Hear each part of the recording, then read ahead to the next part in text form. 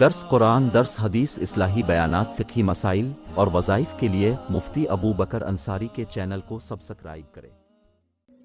میرے محترم بھائیوں، دوستوں اور بزرگوں، اللہ تعالیٰ کا احسان ہے، کرم ہے کہ اللہ پاک نے ہمیں انسان اشرف المخلوقات بنایا۔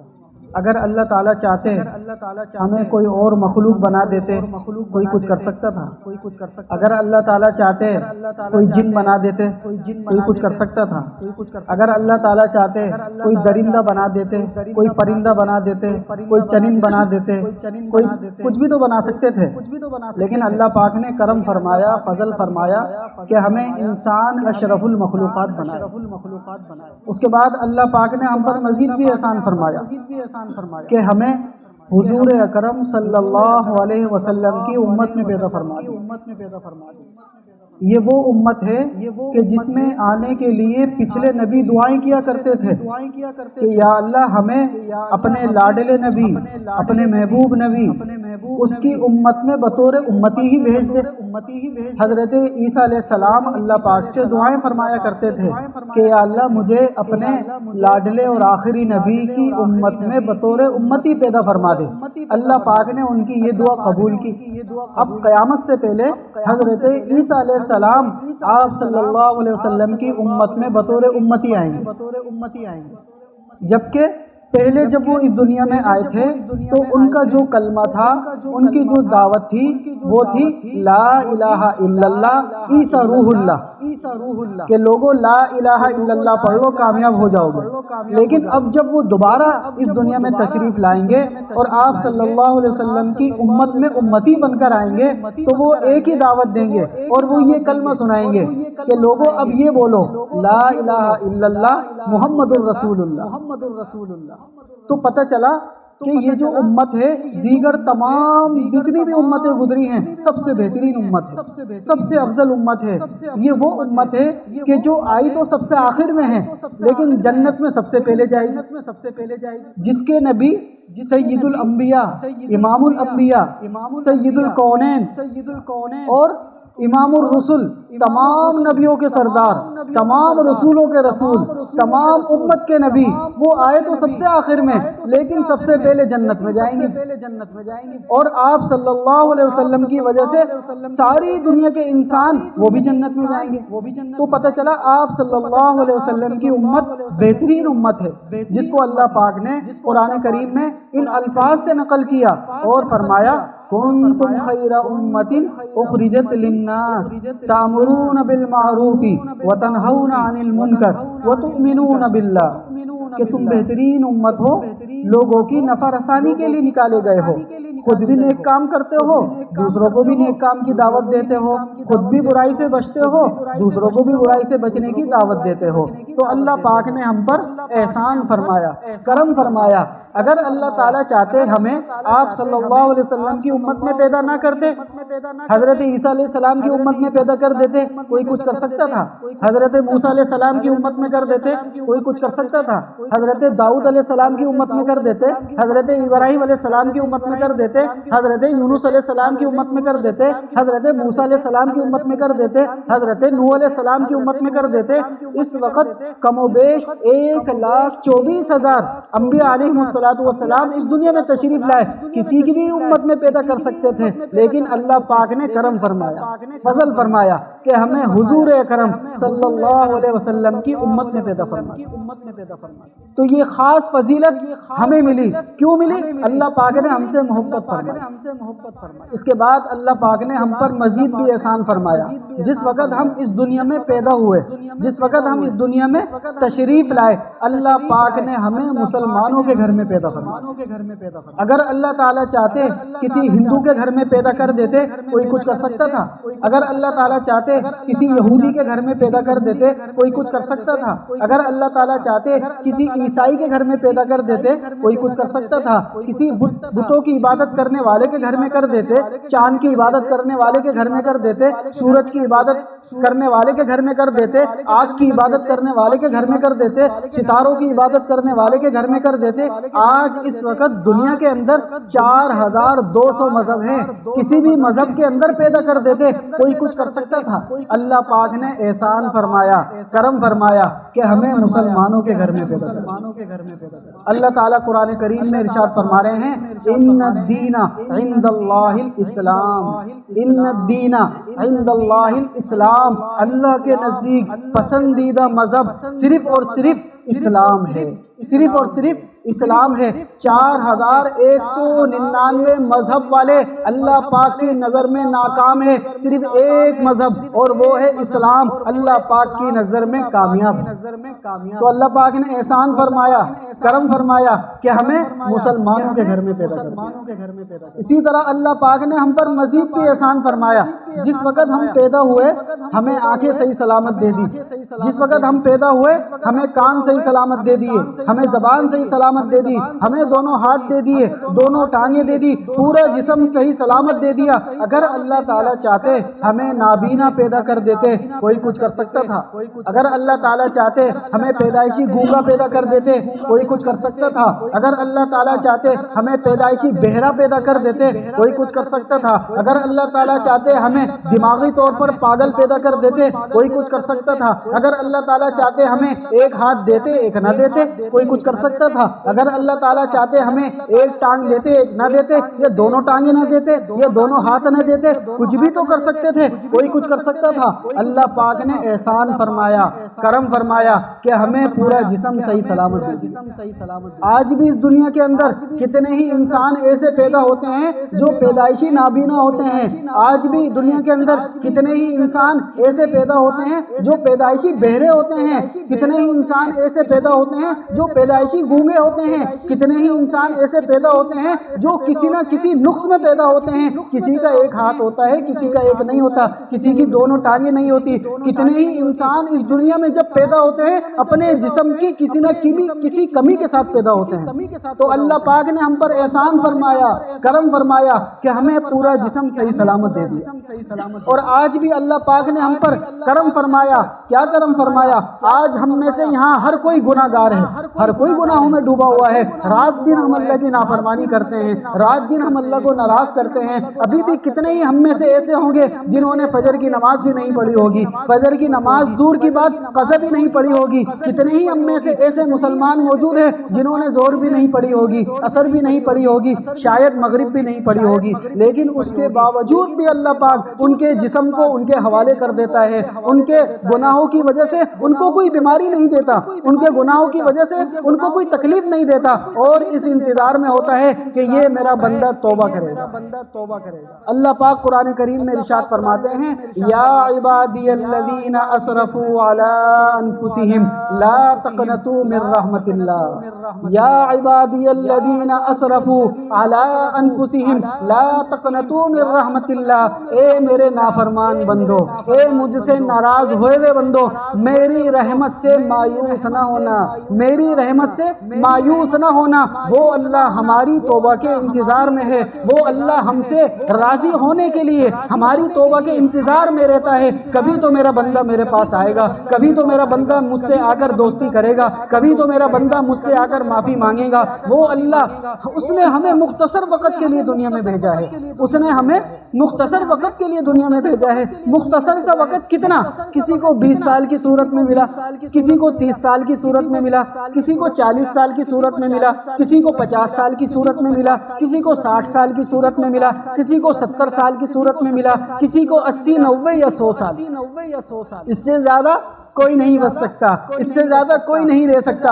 آج میں اور آپ یہاں بیٹھے ہوئے ہیں، ہم نے بھی ایک ذہن بنایا ہوا ہے شاید 60 سال کی زندگی مل جائے، شاید 70 سال کی مل جائے، 80 90 یا 100 سال۔ 100 سال سے زیادہ تو ہم نے سوچا بھی نہیں ہے۔ اس کی وجہ کیا ہے کہ انسان جب بوڑھا ہو جاتا ہے، جب کمزور ہو جاتا ہے، وہ اپنے آپ سے خود بھی تنگ آ جاتا ہے، وہ اپنے آپ سے خود بھی پریشان ہو جاتا ہے۔ اب اس کی آنکھوں میں وہ طاقت نہیں رہتی جو جوانی میں ہوتی ہے، اب اس کے دماغ میں وہ طاقت نہیں رہتی جو جو جوانی میں ہوتی ہے، اب اس کے ہاتھ پیر میں وہ طاقت نہیں رہتی جو جوانی میں ہوتی ہے، یہاں تک کہ وہ انسان خود اپنے آپ سے تنگ آ جاتا ہے۔ تو اس دنیا کے اندر اللہ پاک نے بڑے ہی مختصر وقت کے لیے بھیجا ہے، بڑے ہی چھوٹے سے وقت کے لیے بھیجا ہے۔ آپ صلی اللہ علیہ وسلم نے ارشاد فرمایا کہ سمجھدار آدمی وہ ہے، عقل مند آدمی وہ ہے کہ جو موت سے پہلے موت کی تیاری کر لے، جو قبر میں جانے سے پہلے قبر کی تیاری کر لے۔ الکیس من دان نفسہ وعمل لما بعد الموت،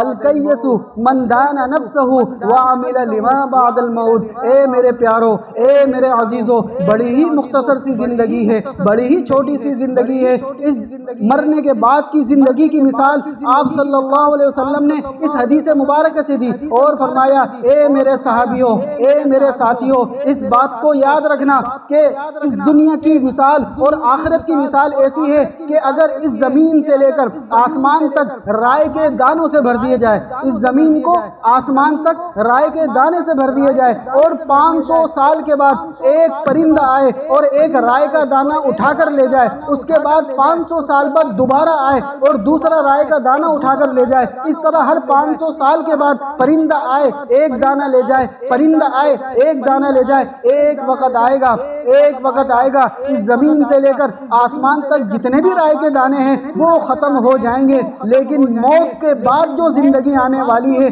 کبھی ختم نہیں ہوگی، کبھی ختم نہیں ہوگی۔ تو موت کے بعد جو زندگی ہے وہ حقیقی زندگی ہے، موت کے بعد جو زندگی ہے وہ ہمیشہ والی زندگی ہے، موت کے بعد جو زندگی ہے وہ کبھی ختم نہیں ہونے والی زندگی ہے، موت کے بعد جو زندگی ہے وہ ہمیشہ والی زندگی ہے۔ اس ہمیشہ کی کامیابی اور ناکامی کا دار و مدار آج اس چھوٹی سی زندگی پر ہے۔ اس ہمیشہ والی زندگی میں کامیابی اور ناکامی کا دار و مدار اس 50 سال کی زندگی میں ہے، اس 60 سال کی زندگی میں ہے، اس 70 80 90 یا 100 سال کی زندگی میں ہے۔ جو کوئی بھی اس چھوٹی سی زندگی میں ان احکامات کو پورا کرے گا جس کو آپ صلی اللہ علیہ وسلم نے بتایا، جو اللہ رب العزت کے احکامات کو حضور اکرم صلی اللہ علیہ وسلم کے طریقے کے مطابق پورا کرتا چلا گیا، پورا کرتا چلا گیا، یہاں تک کہ موت آ گئی، وہ بندہ تو قبر میں جاتے ہی اپنی منزل کو دیکھ لے گا اور وہ قبر اس کے لیے جنت کے باغوں میں سے باغ بن جائے گی۔ اور اگر جس نے اپنی منمانی کی ہوگی اور جس نے اپنی منچاہی زندگی گزاری ہوگی، وہ قبر میں جاتے ہی اپنے آگے کے مرحلے کو دیکھ لے گا اور وہ قبر جہنم کے گڑھوں میں سے ایک گڑھا بن جائے گی، ایک گڑھا بن جائے گی۔ تو ابھی وقت ہے، ابھی مختصر سا اللہ پاک نے ہمیں ٹائم دیا ہوا ہے، پتہ نہیں کب اللہ بلا لے، پتہ نہیں کب موت اپنے پنجے گاڑ دے، پتہ نہیں کب ملک الموت آ جائے، نہ جانے بلا لے پیا کس گھڑی، نہ جانے بلا لے پیا کس گھڑی، اری کیا کرے گی کھڑی دن پہ دن، پتہ نہیں کب حملہ ہو جائے، پتہ نہیں کب موت اپنے پنجے گاڑ دے۔ اجل ہی نے چھوڑا نہ کسرا نہ دارا، اسی سے سکندر صفات بہارا، ہر ایک لے کے کیا کیا نہ حسرت سدارا، پڑا رہ گیا سب یہی ٹھاٹ سارا، جگہ جی لگانے کی دنیا نہیں ہے، یہ عبرت کی جا ہے تماشا نہیں ہے، تماشا نہیں ہے۔ یہی تجھ کو دن ہے رہوں سب سے اعلیٰ، یہی تجھ کو دن ہے رہوں سب سے اعلیٰ، ہو زینت نرالی ہو فیشن نرالا، جیا کرتا ہے کیا یوں ہی مرنے والا، تجھے حسن ظاہر نے دھوکے میں ڈالا، جگہ جی لگانے کی دنیا نہیں ہے، یہ عبرت کی جا ہے تماشا نہیں ہے۔ تو بھول گیا تجھے پہلے بچپن نے برسوں کھلایا، جوانی نے آ کے تجھ کو مجنوں بنایا، بڑھاپے نے آ کے اب کیا کیا ستایا، اجل تیرا کر دے گی بالکل صفایا، جگہ جی لگانے کی دنیا نہیں ہے، یہ عبرت کی جا ہے تماشا نہیں ہے، تماشا نہیں ہے۔ یہ قبرستان میں کبھی آپ کا جانا ہو، وہاں پر آپ کو ایک دن کے بچے سے لے کر 100 سال کے بوڑھے تک کی قبریں ملیں گی۔ وہ قبرستان والے ایک بات کہہ رہے ہوتے ہیں کہ کبھی ہم بھی تم میں آہ تھی، کبھی ہم بھی تم میں چاہ تھی، کبھی ہم بھی تھے جوان، کبھی ہم بھی تھے چٹان، پتہ نہیں تمہیں یاد ہو کہ نہ یاد ہو، ہم بھی یہی کہا کرتے تھے کہ ہمارے بغیر کام نہیں چلتا، ہم بھی یہی کہا کرتے تھے ہمارے بغیر مسئلے حل نہیں ہوتے، لیکن ہمیں مرتے ہی پتہ چل گیا کہ یہ دنیا دھوکے کا گھر ہے، ہمیں مرتے ہی پتہ چل گیا یہ دنیا مکڑی کا جالا ہے، ہمیں مرتے ہی پتہ چل گیا یہ دنیا ریت کا پانی ہے۔ تم تو بڑے خوش قسمت ہو، اللہ پاک نے تمہیں ابھی وقت دیا ہوا ہے، تم تو بڑے ہی خوش قسمت ہو، اللہ پاک نے تمہیں وقت رکھ دیا ہوا ہے، ہم تو روزانہ اللہ پاک سے یہ دعا کرتے ہیں کہ یا اللہ صرف ایک موقع دے دے،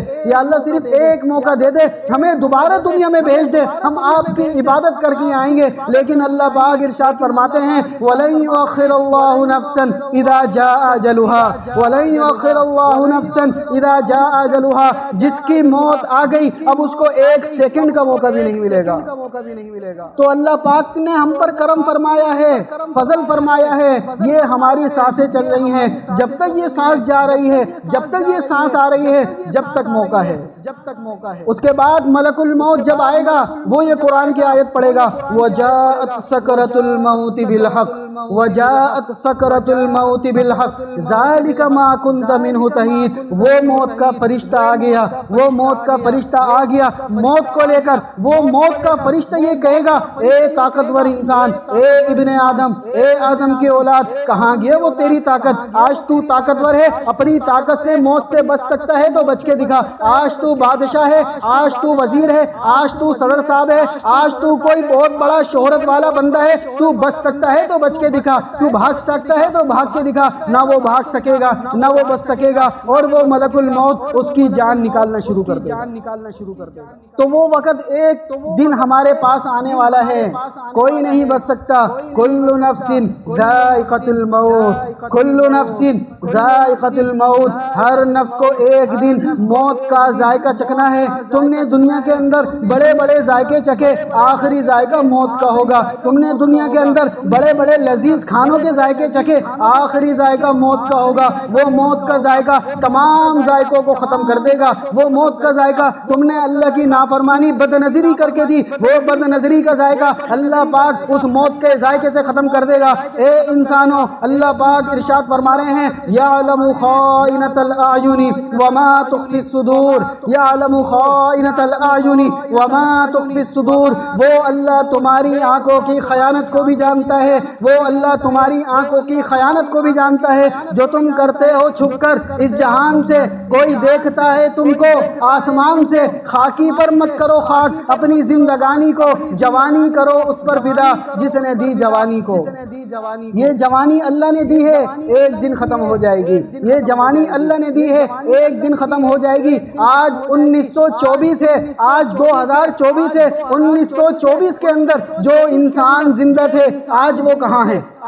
1924 کے اندر جو انسان زندہ تھے آج وہ کہاں ہیں؟ اس میں سے 99% جا کر قبروں میں سو گئے، ان کا انتقال ہو گیا۔ چلو 1% ہم یقین کر لیتے ہیں شاید کوئی زندہ ہو، لیکن آج 2024 میں وہ ویسا نہیں ہوگا جو 1924 میں تھا۔ جو 2024 میں ہم یقین کر لیتے ہیں شاید ہی کوئی زندہ ہو، شاید ہی کوئی زندہ ہو، اول تو کوئی زندہ نہیں ہوگا۔ چلو زندہ ہو، آج وہ اپنی جوانی کو دیکھ کر روتا ہوگا، اپنی جوانی کو دیکھ کر روتا ہوگا اور یہ کہتا ہوگا کہ کبھی ہم بھی تم میں آہ تھی، کبھی ہم بھی تم میں چاہ تھی، کبھی ہم بھی تھے جوان، کبھی ہم بھی تھے چٹان، پتہ نہیں تمہیں یاد ہو کہ نہ یاد ہو۔ جن کو ناز تھا کل اپنی جوانی کا، آج ہے لقب ان کا نانا اور نانی کا۔ کیسا دیکھا تھا کیسے ہو گئے، کیا بھروسہ ہے اس زندگانی کا۔ یہ زندگی کی حقیقت ہے، یہ اس دنیا کی حقیقت ہے۔ آپ صلی اللہ علیہ وسلم نے ارشاد فرمایا کہ سمجھدار آدمی وہ ہے کہ جو موت سے پہلے موت کی تیاری کر لے۔ تو میرے عزیزو، مختصر سا وقت ہے، تھوڑا سا وقت ہے، اس مختصر سے وقت میں اللہ پاک کو راضی کر کے جانا یہی ہے ہماری زندگی کا اصل مقصد۔ اللہ پاک قرآن کریم میں ارشاد فرماتے ہیں وَمَا خَلَقْتُ الْجِنَّ وَالْإِنسَ إِلَّا لِيَعْبُدُونَ، وَمَا خَلَقْتُ الْجِنَّ والانس الا لیعبدون، ہم نے انسانوں کو صرف اور صرف اپنی عبادت کے لیے پیدا کیا ہے۔ اے میرے محبوب، ہم آپ سے روزی کمانا نہیں چاہتے، روزی تو ہم آپ کو دیں گے، روزی تو ہم آپ کو دیں گے۔ تو دنیا کے جتنے بھی مسائل ہیں، دنیا کی جتنی بھی ضروریات ہیں وہ بعد میں ہے، پہلے اللہ کو راضی کرنا یہ ہے زندگی کا اصل مقصد۔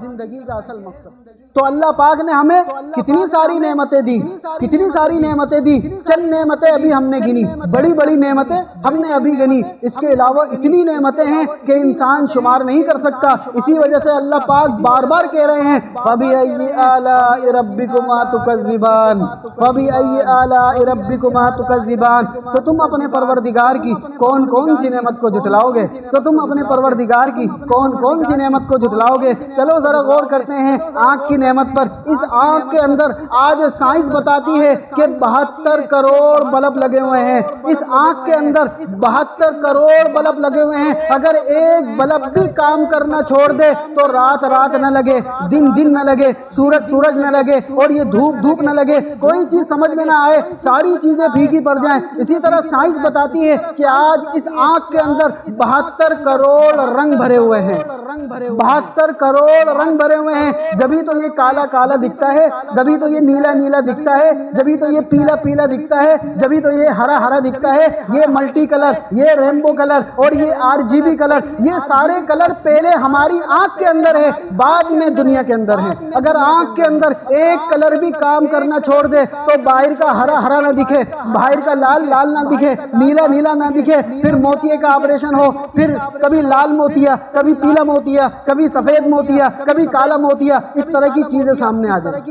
تو صرف آنکھ کے اندر اللہ پاک نے کتنے رنگ بھرے ہوئے ہیں، کتنی نعمتیں اللہ پاک نے ہمیں دی ہیں. کیا کوئی آنکھ کا شکر ادا کر سکتا ہے؟ اس کے باوجود بھی اگر ہم اسی آنکھ سے اللہ کی نافرمانی کریں، اسی آنکھ سے ہم اللہ کو ناراض کریں، تو پھر ہم سے زیادہ بے وفا کوئی نہیں. الفت میں برابر ہے وفا ہو کہ جفا ہو، الفت میں برابر ہے وفا ہو کہ جفا ہو. ہر چیز میں لذت ہے اگر دل میں مزہ ہو. اگر دل میں مزہ ہوگا نماز پڑھنے میں مزہ آئے گا، اگر دل میں مزہ ہوگا قرآن پڑھنے میں مزہ آئے گا، اگر دل میں مزہ ہوگا اللہ کو پیارے پیارے ناموں سے یاد کرنے میں مزہ آئے گا، اگر دل میں مزہ ہوگا درود شریف پڑھنے میں مزہ آئے گا، اگر دل میں مزہ ہوگا تیسرا کلمہ پڑھنے میں مزہ آئے گا، اگر دل میں مزہ ہوگا آیت الکرسی پڑھنے میں مزہ آئے گا. اور جب دل میں ہی مزہ نہیں ہوگا نماز میں دل نہیں لگے گا، اور جب دل میں ہی مزہ نہیں ہوگا قرآن پڑھنے کا دل نہیں کرے گا، جب دل میں ہی مزہ نہیں ہوگا ذکر کرنے کا دل نہیں کرے گا. تو پتہ چلا آپ صلی اللہ علیہ وسلم نے ارشاد فرمایا کہ لوگوں دلوں کو بھی زنگ لگ جاتا ہے، اے لوگوں دلوں کو بھی زنگ لگ جاتا ہے. جس طرح لوہے کو پانی لگنے سے زنگ لگ جاتا ہے اس طرح دل کو گناہ کرنے سے زنگ لگ جاتا ہے. تو صحابہ کرام نے پوچھا اے اللہ کے رسول دل کے زنگ کے ختم کرنے کا طریقہ کیا ہے؟ تو آپ صلی اللہ علیہ وسلم نے ارشاد فرمایا قال کثرت ذکر الموت و تلاوت القرآن، قال کثرت ذکر الموت و تلاوت القرآن. دل کے زنگ کے ختم کرنے کا طریقہ یہ ہے کہ موت کو کثرت سے یاد رکھو اور قرآن کریم کی زیادہ سے زیادہ تلاوت کرو. تو اس کی سب کوشش کریں گے نا انشاءاللہ. اللہ پاک نے اتنے احسانات ہم پر کیے. اللہ تعالیٰ فرماتے ہیں لَإِن شَكَرْتُمْ لَأَزِيدَنَّكُمْ وَلَإِن كَفَرْتُمْ إِنَّ عَذَابِي لَشَدِيدٌ. اگر تم میری نعمت کا شکر ادا کرو گے تو میں اس نعمت کو مزید بڑھا دوں گا. اللہ پاک قرآن کریم میں ارشاد فرما رہے ہیں لِلَّهِ مَا فِي السَّمَاوَاتِ وَالْأَرْضِ يَهَبُ لِمَن يَشَاءُ إِنَاثًا وَيَهَبُ لِمَن يَشَاءُ الذُّكُورَ أَوْ يُزَوِّجُهُمْ ذُكْرَانًا وَإِنَاثًا وَيَجْعَلُ مَن يَشَاءُ عَقِيمًا إِنَّهُ عَلِيمٌ قَدِيرٌ. وہ اللہ ہر چیز پر قادر ہے. وہ اللہ جسے چاہتا ہے بیٹی دے دیتا ہے، جسے چاہتا ہے بیٹا دے دیتا ہے، جسے چاہتا ہے دونوں دے دیتا ہے، جسے چاہتا ہے کچھ بھی نہیں دیتا. وہ اللہ ہر چیز پر قادر ہے. یہ بتانا چاہ رہے ہیں اللہ پاک کہ میں جس کو جو بہتر سمجھتا ہوں وہ عطا کر دیتا ہوں، میں جس کو جس قابل سمجھتا ہوں عطا کر دیتا ہوں. ذرا یاد کرو حضرت لوط علیہ السلام کو صرف اللہ پاک نے بیٹیاں دی، بیٹا ایک بھی نہیں دیا. حضرت شعیب علیہ السلام کو اللہ پاک نے صرف بیٹیاں دی، بیٹا ایک بھی نہیں دیا. حضرت ابراہیم علیہ السلام کو صرف 2 بیٹے دیے، ایک تھے حضرت اسحاق علیہ السلام اور ایک تھے حضرت اسماعیل علیہ السلام، بیٹیاں ایک بھی نہیں دی. اور حضرت محمد مصطفیٰ صلی اللہ علیہ وسلم کو اللہ پاک نے بیٹے اور بیٹیاں دونوں دی. آپ صلی اللہ علیہ وسلم کی 4 بیٹیاں تھیں اور آپ صلی اللہ علیہ وسلم کے 3 بیٹے تھے، لیکن وہ تینوں بیٹے بچپن ہی میں انتقال کر گئے تھے۔ اسی وجہ سے آپ صلی اللہ علیہ وسلم اکثر یہ فرمایا کرتے تھے اور کہتے تھے کہ اے لوگوں، اللہ پاک نے جس کو 2 بیٹیاں دی ہوں، اللہ پاک نے جس کو 2 بیٹیاں دی ہوں اور وہ ان کی اچھی تربیت کرے، ان کی اچھی پرورش کرے، یہاں تک کہ وہ بالغ ہو جائیں، ان کی شادی کرائے، تو کل قیامت والے دن وہ بندہ اور میں اس طرح اٹھیں گے جیسے یہ 2 انگلیاں، جیسے یہ 2 انگلیاں، مطلب ساتھ ساتھ اٹھیں گے، اور ان بیٹیوں کی پرورش کی وجہ سے اللہ پاک اس کو میرے ساتھ جنت میں لے کر جائیں گے۔ اسی وجہ سے ایک اور جگہ آپ صلی اللہ علیہ وسلم نے ارشاد فرمایا کہ جس شخص کو اللہ پاک نے 3 بیٹیاں دی یا 3 بہنیں دی، اب اس بندے نے ان کی اچھی تربیت کی اور اچھی تربیت کی، اچھی پرورش کی، یہاں تک کہ وہ بالغ ہو گئی، ان کی شادی کرا دی، تو یہ عمل، یہ بیٹیاں اس کو لازمی جنت میں داخل کرائیں گی۔ اسی طرح ایک اور جگہ حضرت عائشہ روایت کرتی ہیں، آپ صلی اللہ علیہ وسلم نے ارشاد فرمایا کہ اللہ کے رسول صلی اللہ علیہ وسلم ارشاد فرمایا کرتے تھے کہ اللہ پاک نے جس کو بیٹی دی ہو اور وہ بیٹی کی تربیت میں، بیٹی کی پرورش میں کوئی اس پر تنگ دستی آ جاتی، کوئی پریشانی آ جاتی، کوئی مصیبت آ جاتی اور وہ اس مصیبت پر صبر کرتا، تو یہی بیٹی کل قیامت والے دن اس کو دوزخ سے نجات دلائے گی۔ اسلام لانے سے پہلے بیٹی کی پیدائش کو برا سمجھتے تھے، بیٹی کی پیدائش کو برا سمجھتے تھے اور منہ بناتے تھے اور اپنے آپ کو سمجھتے تھے کہ ہماری بے عزتی ہو گئی۔ اللہ پاک نے حضور اکرم صلی اللہ علیہ وسلم کے ذریعے سے اس رسم کو ختم کروایا، اور جبکہ اگر بیٹا افضل ہے تو بیٹی افضل ترین ہے، بیٹا افضل ہے تو بیٹی افضل ترین ہے، بیٹا ایک نعمت ہے، بیٹی نعمت بھی ہے، رحمت بھی ہے، بیٹی نعمت بھی ہے، رحمت بھی ہے، تو اس نعمت کا شکر ادا کرنا، اس نعمت کا شکر ادا کرنا کیا ہے؟ لَإِن شَكَرْتُمْ لَأَزِيدَنَّكُمْ، اگر تم شکر ادا کرو گے اللہ پاک مزید بھی تمہیں نعمتیں دے گا۔ ایک تو شکر یہ ہے اللہم لک الحمد ولک الشکر، اللہم لک الحمد ولک الشکر، اے اللہ آپ کا شکر ہے آپ نے ہمیں اولاد عطا کی، اے اللہ آپ کا شکر ہے آپ نے ہمیں بیٹا عطا کیا۔ ایک تو یہ زبان سے کہنا، اور دوسرے نمبر پر آپ صلی اللہ علیہ وسلم کا طریقہ یہ تھا کہ جب کوئی بچہ پیدا ہوتا، بیٹا ہوتا یا بیٹی ہوتی، اس کا عقیقہ کرتے، اس کا عقیقہ کرتے۔ آپ صلی اللہ علیہ وسلم نے حضرت حسن اور حضرت حسین رضی اللہ تعالی عنہما کا عقیقہ بھی فرمایا، اور آپ صلی اللہ علیہ وسلم نے اپنا عقیقہ نبوت ملنے کے بعد خود فرمایا۔ تو یہ عقیقہ ایک مسنون عمل ہے، عقیقہ ایک مسنون عمل ہے۔ عقیقہ کس کو کہتے ہیں؟ عقیقہ کہتے ہیں کہ اللہ تعالیٰ نے جو ہمیں بیٹا دیا ہے، جو اللہ پاک نے ہمیں بیٹا دیا ہے، اس بیٹے کے شکرانے کے طور پر جانور کو ذبح کرنا، اس کو عقیقہ کہتے ہیں۔ اللہ پاک نے جو نعمت دی ہے، اولاد کیا ہے؟ ایک نعمت ہے، اولاد ایک نعمت ہے۔ کتنے ہی مسلمان، کتنے ہی انسان اس وقت ایسے ہیں کہ جو اولاد کی نعمت سے محروم ہیں، کتنے ہی انسان ایسے ہیں جو اولاد کی نعمت سے محروم ہیں، تو اللہ پاک نے کرم فرمایا کہ اولاد جیسی عظیم نعمت عطا فرمائی۔ تو یہ عقیقہ ایک نعمت ہے، اور اس کا مسنون طریقہ کیا ہے؟ جب بچہ پیدا ہوتا ہے، سب سے پہلا کام یہ ہے کہ اس کے دائیں کان میں اذان دی جاتی ہے، اس کے دائیں کان میں اذان دی جاتی ہے اور بائیں کان میں اقامت کہی جاتی ہے۔ سب سے پہلا کام یہ کرنا ہوتا ہے۔ اس کے بعد اذان دینے سے پہلے سب سے پہلے اس کو پاک صاف کیا جاتا ہے، اس کو نہلایا جاتا ہے، کپڑے پہنائے جاتے ہیں، اس کے بعد اذان دی جاتی ہے۔ اذان دینے کے بعد اگر کوئی وہاں پر کوئی بزرگ وغیرہ ہو تو ان سے کوئی شہد یا کھجور کے 2 دانے، وہ اپنا اس کو بولتے ہیں تنحیق، وہ کروائے جاتا ہے، جس کو ہماری زبان میں گٹی بھی بولتے ہیں، جس کو ہماری زبان میں گٹی بھی بولتے ہیں۔ یہ بھی سنت طریقہ ہے۔ اسی طرح 7ویں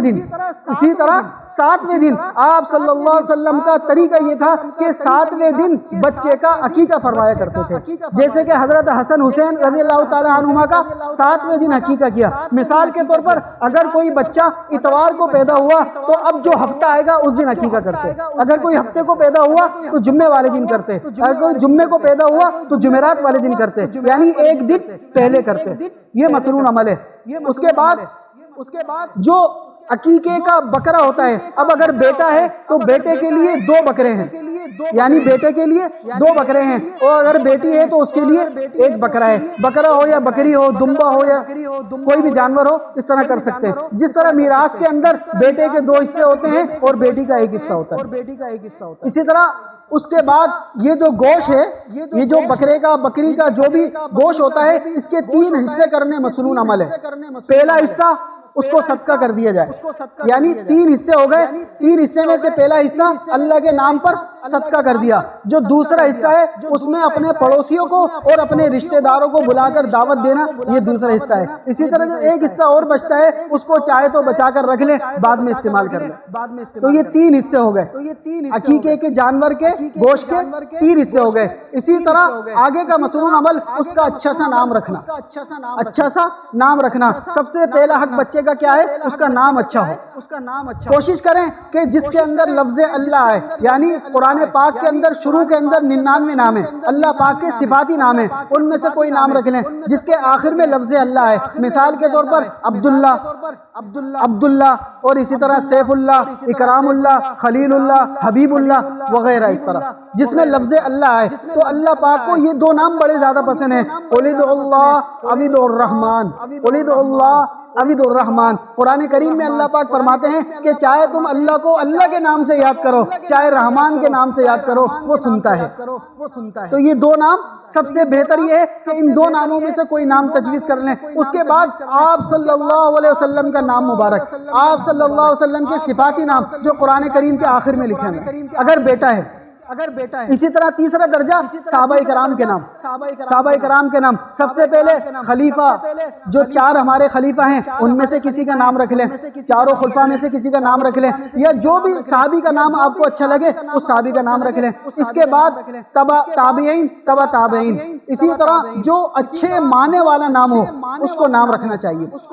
اس کے بعد آخر میں اس بچے کے جو بال ہوتے ہیں، جو بچے کے سر پہ بال ہوتے ہیں، اگر 7 دن سے پہلے بھی منڈوا دیے تو کوئی حرج نہیں ہے، لیکن 7ویں دن منڈوانا یہ مسنون عمل، 7ویں دن بچے کے بال منڈوانا یہ مسنون عمل ہے۔ جب اس بچے کے بال منڈوا دیں اس کے وزن کے برابر صدقہ کرنا، چاہے چاندی کی صورت میں چاہے سونے کی صورت میں۔ علماء کرام فرماتے ہیں کہ آج کل کے حساب سے 500 سے 1000 کے درمیان پیسے اللہ کے راستے میں خرچ کرنا گویا کہ اس کا صدقہ ہوگا۔ یہ بات یہاں سمجھ میں آئی؟ تو اس کے سر کے بال بھی مڈا دیے، اب اس کا نام بھی رکھ دیا، اور جو گوشت ہے اس کو تقسیم بھی کر دیا، تو یہ مسنون عمل ہے۔ اسی طرح میرے عزیزوں، آپ صلی اللہ علیہ وسلم نے ہمیں مرنے سے پہلے جو ہمیں اعمال بتائے ہیں ان میں سب سے پہلے آپ صلی اللہ علیہ وسلم نے ارشاد فرمایا کہ اللہ تعالیٰ قرآن کریم میں ارشاد فرماتے ہیں اقیموا الصلاۃ، نماز قائم کرو، نماز قائم کرو۔ سب سے پہلے نماز کے بارے میں پوچھا جائے گا، سب سے پہلے نماز کے بارے میں پوچھا جائے گا۔ جس کی نماز صحیح نکلی اس کے سارے اعمال صحیح نکلیں گے۔ تو سب کوشش کریں گے نا انشاءاللہ۔ ایک مرتبہ موسیٰ علیہ السلام کوہ طور پر اللہ پاک سے بات کرنے کے لیے جا رہے تھے۔ حضرت موسیٰ علیہ السلام کوہ طور پر اللہ پاک سے بات کرنے کے لیے جایا کرتے تھے۔ ایک مرتبہ جا رہے تھے، راستے میں ایک پتھر دکھا، اس پتھر سے چوٹ لگی اور گر گئے۔ جب گر گئے تو چوٹ لگی گھٹنے پر، غیب سے آواز آئی، اللہ پاک نے ارشاد فرمایا کہ اے موسیٰ، اب جب کبھی بھی کوہ طور پر آؤ تو ذرا سنبھل کر آنا، کیونکہ اب اگر تم کوئی غلطی کرو گے تو فوراً تمہیں دنیا میں ہی سزا ملے گی۔ اس کی وجہ یہ ہے کہ تمہارے پیچھے تمہارے لیے دعائیں کرنے والی ماں تمہاری زندہ نہیں رہی۔ تو یہ ماں وہ ہستی ہے، یہ ماں وہ ہستی ہے کہ جس کی دعاؤں کی وجہ سے ہمارے اوپر دنیا کے اندر پریشانیاں ٹال دی جاتی ہیں، مصیبتیں ٹال دی جاتی ہیں۔ جب آپ صلی اللہ علیہ وسلم معراج پر تشریف لے گئے، معراج پر تشریف لے گئے تو وہاں پر جنت کے اندر گئے۔ جب جنت میں گئے تو دیکھا کہ قرآن کریم کی تلاوت کی آواز آ رہی ہے، قرآن کریم کی تلاوت کی آواز آ رہی ہے۔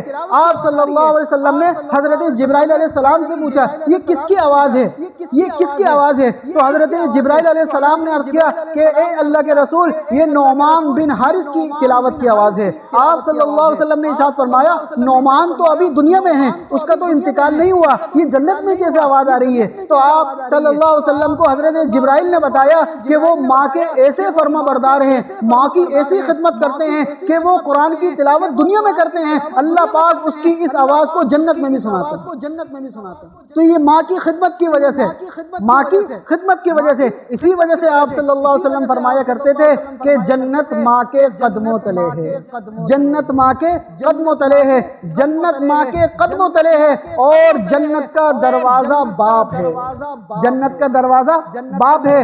اللہ رب العزت نے جہاں کہیں بھی اپنے حقوق کی بات کی، ساتھ میں والدین کے حقوق کی بات بھی کی، ساتھ میں والدین کے حقوق کی بات بھی کی، اور فرمایا اف لکما اتعداننی، اف لکما اتعداننی، کہ اے میرے بندو، اے میرے پیارو، اے میرے مومن بندو، اپنے والدین کے سامنے اف بھی مت کرنا۔ یہ اف ہمارے زبان میں اردو میں کہتے ہیں روٹ کے چلے جانا، یا ہو کرنا، یا جواب نہ دینا، اس کو بھی اللہ پاک نے منع فرما دیا۔ تو والدین کی ہمیں، جن کے والدین زندہ ہیں، ان سے تو گزارش ہے کہ اپنے والدین کی خوب قدر کریں، اپنے والدین کی خوب قدر کریں، اور جن کے والدین اس دنیا سے جا چکے ہیں وہ ان کے لیے ایصال ثواب کریں، وہ ان کے لیے ایصال ثواب کریں، کیونکہ یہ ہمارا یہاں قرآن کی تلاوت کرنا، کوئی صدقہ کرنا، کوئی ثواب پہنچانا، اس کا وہاں ان کو فائدہ ہوتا ہے، کیونکہ وہاں جانے کے بعد ان کو کسی چیز کی ضرورت نہیں ہے، ان کو صرف ایک چیز کی ضرورت ہے،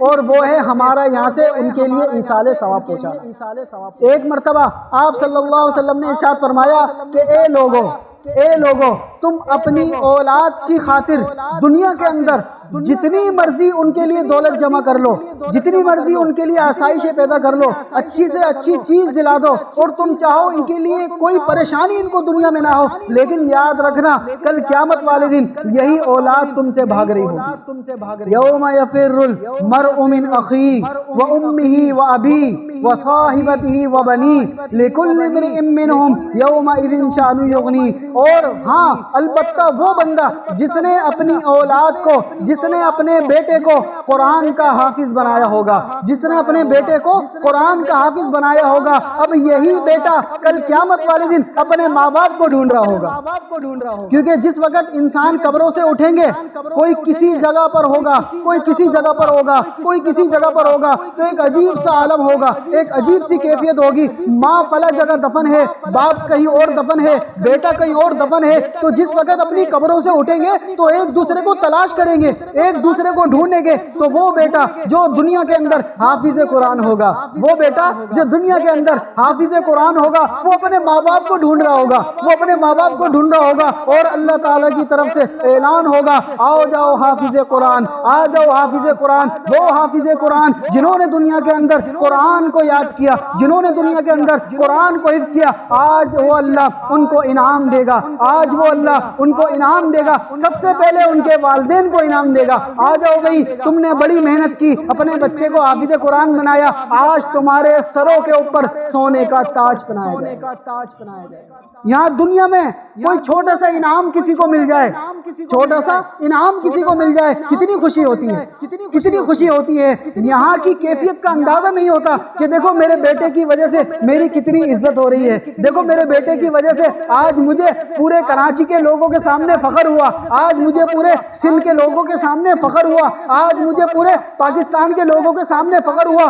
آپ ذرا غور کریں، آپ ذرا تصور کریں، ساری دنیا کے انسان، حضرت آدم علیہ السلام سے لے کر قیامت تک کے انسان، مرد عورت کھڑے ہوں گے، اور اللہ پاک یہ اعلان کریں گے، آ جاؤ حافظ قرآن کے والدین، آ جاؤ حافظ قرآن کے والدین، آج میں ان کو سونے کا تاج پہناؤں گا۔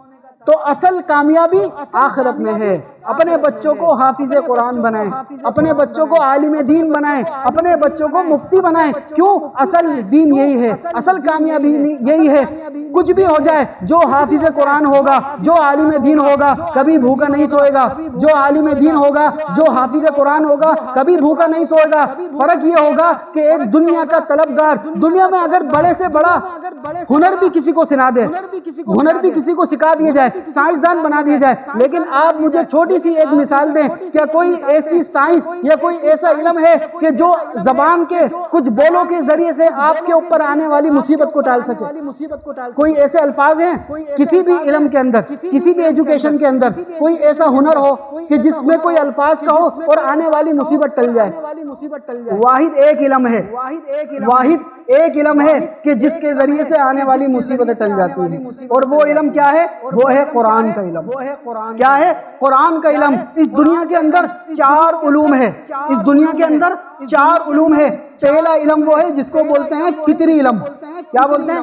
فطری علم، یعنی فطری طور پر اللہ پاک نے دیا ہے، انسانوں کو بھی دیا ہے، جانوروں کو بھی دیا ہے۔ جب بچہ پیدا ہوتا ہے، چاہے وہ انسان کا ہو چاہے جانور کا ہو، وہ قدرتی طور پر اپنی ماں کے جو دودھ ہوتا ہے وہاں سے پیتا ہے، پیتا نہیں پیتا؟ کون سکھاتا ہے اس کو؟ کون سکھاتا ہے؟ اللہ سکھاتا ہے، فطری طور پر سکھاتا ہے۔ ایک ہوتا ہے فطری علم، اس میں انسان، جانور، حیوان سب مشترک ہیں۔ دوسرے نمبر پر ہوتا ہے حواس خمسہ کا علم۔ کون سا علم؟ حواس خمسہ کا۔ حواس خمسہ بولتے ہیں 5 چیزوں کو، 5 چیزوں کو حواس خمسہ بولتے ہیں۔ مثال کے طور پر آنکھ کے دیکھنے سے علم حاصل ہوتا ہے، میں آنکھ سے دیکھ رہا ہوں، مجھے علم حاصل ہو رہا ہے۔ اسی طرح زبان سے چکھنے سے بھی علم ہوتا ہے، اسی طرح کان کے سننے سے بھی ہوتا ہے، اسی طرح سونگنے سے بھی ہوتا ہے، اسی طرح پکڑنے سے بھی ہوتا ہے۔ پکڑنے سے نرم ہے یا گرم ہے، ٹھنڈا ہے یا گرم ہے، چکھنے سے بھی ہوتا ہے، نمکین چیز ہے یا میٹھی چیز ہے، سننے سے بھی ہوتا ہے، اچھی بات ہے یا بری بات ہے، سونگنے سے بھی ہوتا ہے، اچھی خوشبو ہے یا بدبو ہے، ہوتا ہی نہیں ہوتا۔ 5 چیزوں سے علم ہوتا ہے۔ اس کے اندر بھی انسان اور جانور دونوں مشترک ہے۔ جانور بھی کبھی پیٹرول نہیں پیے گا، جانور بھی کبھی مٹی کا تیل نہیں پیے گا، پانی پیے گا، کیونکہ اس کو بھی اس کا علم اللہ پاک نے دیا ہے۔ تیسرا علم وہ ہوتا ہے جس کو بولتے ہیں عقل کا علم۔ کیا بولتے ہیں؟ عقل کا علم۔ اس کے اندر سے جانور نکل گئے۔ یہ علم صرف اللہ پاک نے انسان کو دیا، یہ علم صرف اللہ پاک نے انسان کو دیا ہے۔ یہ عقل ہی تو ہے جس کے ذریعے سے بڑے بڑے جہاز بنا دیے، یہ عقل ہی تو ہے جس کے ذریعے سے زمین پہ بلڈنگیں بنا دی، یہ عقل ہی تو ہے۔ لیکن میرے عزیزوں، بتانے کا مقصد یہ ہے کہ عقل اتنی کمزور ہے کہ یہ دیوار کے پیچھے کیا ہے اس کو نہیں دیکھ سکتی۔ عقل اتنی کمزور ہے کہ میں سونے کے بعد دوبارہ اٹھوں گا اس کو نہیں پتہ چل سکتا۔ عقل بڑی محدود ہے، بڑی کمزور ہے۔ اسی وجہ سے اللہ پاک نے چوتھے علم کو نازل فرمایا، اور وہ ہے قرآن کریم کا علم۔ اور اصل علم کیا ہے؟ قرآن کریم کا علم۔ آخری بات عرض کر کے ختم کرتے ہیں۔ ایک مرتبہ حضرت ابو دردہ رضی اللہ تعالی عنہ بازار کے اندر تھے، بازار کے اندر اپنے کام کاج میں مصروف تھے۔ ایک شخص دوڑتا ہوا آیا اور آ کر کہنے لگا کہ اے ابو دردہ، اے ابو دردہ، آپ کا گھر جل گیا، آپ کا گھر جل گیا۔ حضرت ابو دردہ رضی اللہ تعالی عنہ نے اس کی بات اس کان سے سنی اور نکال دی۔ اس کے بعد دوسرا شخص بھاگتا ہوا آیا، اے ابو دردہ، آپ کا گھر جل گیا۔ حضرت ابو دردہ رضی اللہ تعالی عنہ نے اس کی بات بھی نظر انداز کر دی اور اپنے کام کاج میں لگے رہے۔ تیسرا شخص آیا اور آ کر کہنے لگا کہ اے ابو دردہ، میں آپ کے گھر کے پاس کھڑا ہوا تھا کہ آگ اس طرف بھی تھی، آگ بائیں طرف بھی تھی، دائیں طرف بھی تھی، اوپر بھی تھی، نیچے بھی تھی، آگ کے شعلے بلند ہو رہے تھے، لیکن جیسے ہی آگ آپ کے دروازے تک پہنچی وہ آگ بجھ گئی، وہ آگ بجھ گئی۔ حضرت ابو دردہ رضی اللہ تعالی عنہ نے فرمایا کہ مجھے یقین تھا کہ آگ میرے گھر کو جلا ہی نہیں سکتی، آگ میرے گھر کو جلا ہی نہیں سکتی، کیونکہ میں نے اپنے آقا، اپنے حبیب رسول اللہ صلی اللہ علیہ وسلم سے سنا تھا کہ جو شخص صبح گھر سے نکلتے ہوئے ان کلمات کو پڑھ کر اپنے گھر پہ دم کر دے گا، اب کچھ بھی ہو جائے، زمین اور آسمان کچھ بھی ہو جائے، اس کے گھر کو کوئی تکلیف نہیں آ سکتی۔ اور وہ دعا میں پڑھ کر آیا تھا، وہ دعا کیا تھی؟ اللہم انت ربی لا الہ الا انت علیک توکلت وانت رب العرش الکریم ما شاء اللہ کان وما لم یشاء لم یکن ولا حول ولا قوة الا باللہ العلی العظیم اعلم ان اللہ علی کل شیء قدیر وان اللہ قد احاط بكل شیء علما اللہم انی اعوذ بک من شر نفسی ومن شر کل دابۃ انت آخذ بناصیتها ان ربی علی صراط مستقیم۔ یہ دعا مجھے میرے حبیب صلی اللہ علیہ وسلم نے سکھائی تھی اور یہ دعا میں پڑھ کر آیا تھا۔ اب مجھے یہ یقین تھا کہ کچھ بھی ہو جائے میرے آقا صلی اللہ علیہ وسلم کے کہے ہوئے الفاظ سچے ہیں۔ تو یہ کون سا علم تھا؟ یہ قرآن و حدیث کا علم تھا۔ تو آج کوئی ایسا علم ہے کہ زبان سے کچھ بات کہو اور آپ کی چیز کی حفاظت ہو جائے؟ کوئی بھی تو نہیں ہے۔ تو اصل علم قرآن و حدیث کا علم ہے۔ تو قرآن و حدیث کا علم خود بھی حاصل کرنا اور اپنی اولاد کو بھی سکھوانا، یہ ہے کامیابی، یہ ہے کامیابی۔ تو اس کی سب کوشش کریں گے نا انشاءاللہ۔ اللہ پاک جو کچھ کہا گیا سنا گیا اس پر عمل کرنے کی توفیق عطا فرمائے۔ الحمدللہ رب العالمین والصلاة والسلام علی سید المرسلین اللہم صلی علی سیدنا محمد اللہم صلی علی محمد وعلی آل محمد كما صليت على إبراهيم وعلى آل إبراهيم إنك حميد مجيد اللهم بارك على محمد وعلى آل محمد كما باركت على إبراهيم وعلى آل إبراهيم إنك حميد مجيد اللهم إنا نسألك الجنة ونعوذ بك من النار اللهم إنا نسألك العفو والعافية في الدنيا والآخرة اللهم إنك عفو كريم تحب العفو فاعف عنا اللهم اكفنا بحلالك عن حرامك واغننا بفضلك عمن سواك اللهم ارزقنا شهادة في سبيلك واجعل موتنا في بلد رسولك اللهم اغفر لنا وللمؤمنين والمؤمنات والمسلمين والمسلمات ربنا ظلمنا أنفسنا وإن لم تغفر لنا وترحمنا لنكونن من الخاسرين ربنا لا تؤاخذنا إن نسينا أو أخطأنا ربنا ولا تحمل علينا إصرا كما حملته على الذين من قبلنا ربنا ولا تحملنا ما لا طاقة لنا به واعف عنا واغفر لنا وارحمنا أنت مولانا فانصرنا على القوم الكافرين ربنا آتنا في الدنيا حسنة وفي الآخرة حسنة وقنا عذاب النار یا اللہ ہمارے تمام صغیرہ کبیرہ گناہوں کو محض اپنے فضل و کرم سے معاف فرما دیں یا اللہ ابھی جو ہم نے باتیں کی ہیں یا اللہ ابھی جو قرآن و حدیث کی باتیں کی ہیں یا اللہ اس میں جو کمی بیشی رہ گئی ہو اپنے فضل و کرم سے اس کو معاف فرما دیں یا اللہ ہمیں حضور اکرم صلی اللہ علیہ وسلم کی سنت کے مطابق آپ صلی اللہ علیہ وسلم کی سنت کے مطابق زندگی گزارنے کی توفیق عطا فرما دیں یا اللہ ہمیں پانچوں نمازوں کو وقت پر ادا کرنے کی توفیق عطا فرما دیں یا اللہ ہمیں روزانہ قرآن کریم کی تلاوت کرنے کی توفیق عطا فرما دیں یا اللہ جتنے بھی مسلمان جہاں کہیں بھی پریشان حال ہیں ان تمام مسلمانوں کی پریشانیوں کو دور فرما دیں یا اللہ خصوصاً فلسطین کے اندر غزہ کے اندر یا اللہ مسلمانوں کی غیب سے مدد فرما دیں یا اللہ جتنے بھی مسلمان بیمار ہیں ان تمام مسلمانوں کی بیماری کو شفا کاملہ عاجلہ عطا فرما دیں یا اللہ جتنے بھی مسلمان مقروض ہیں ان تمام مسلمانوں کو قرضے سے نجات عطا فرما دیں یا اللہ ہمارے زبیر بھائی کو یا اللہ زبیر بھائی کے گھر یا اللہ آپ نے ایک نعمت بھیجی ہے بیٹے کی صورت میں یا اللہ اس کی عمر میں علم میں برکت عطا فرما دیں یا اللہ صحت والی زندگی عطا فرما دیں یا اللہ والدین کے لیے یا اللہ والدین کی آنکھوں کی روشنی بنا دیں یا اللہ والدین کو جنت میں لے جانے کا ایک سبب بنا دیں یا اللہ اس بچے کو قرآن کا حافظ بنا دیں یا اللہ اس بچے کو عالم دین بنا دیں یا اللہ دین اور دنیا کی سمجھ عطا فرما دیں یا اللہ جتنے بھی مسلمان اس دنیا سے جا چکے ہیں ان تمام مسلمانوں کی کامل مغفرت فرما دیں یا اللہ خصوصاً ہمارے بھائی محمد عدنان کے والدین کی مغفرت فرما دیں یا اللہ ہمارے بھائی محمد عدنان کے والدین کی کامل مغفرت فرما دیں یا اللہ ان کی قبر کو جنت کے باغوں میں سے باغ بنا دیں یا اللہ اور ہمارے بھائی محمد زبیر کی والدہ کی بھی مغفرت فرما دیں یا اللہ جتنے بھی مسلمان اس دنیا سے جا چکے ہیں تمام مسلمانوں کی کامل مغفرت فرما دیں حضور اکرم صلی اللہ علیہ وسلم نے جتنی بھی خیر کی دعائیں مانگی ہیں ان تمام خیر کی دعاؤں میں ہمارا بھی حصہ شامل فرما دیں آپ صلی اللہ علیہ وسلم نے جتنے بھی شرور سے پناہ مانگی ہے ان تمام شرور سے ہم سب کی حفاظت فرما دیں اللہم انا نسألک من خیر ما سألک منہ نبیک محمد صلی اللہ علیہ وسلم ونعوذ بک من شر ما استعاذ منہ نبیک محمد صلی اللہ علیہ وسلم اللہم ربنا تقبل منا انک انت السمیع العلیم وتب علینا انک انت التواب الرحیم وصلی اللہ تعالی علی خیر خلقہ محمد وعلی آلہ واصحابہ اجمعین برحمتک یا ارحم الراحمین آمین جزاکم اللہ